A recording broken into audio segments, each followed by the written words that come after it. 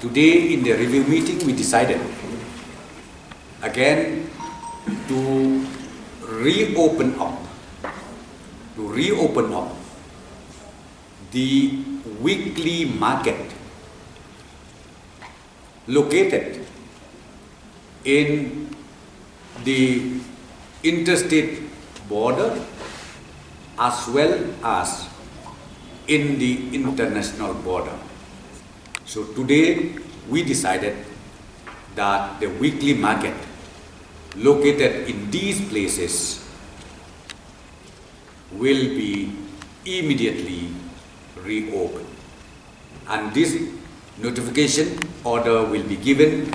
to all the respective deputy commissioners to work out the details along with the SOPs to be in place.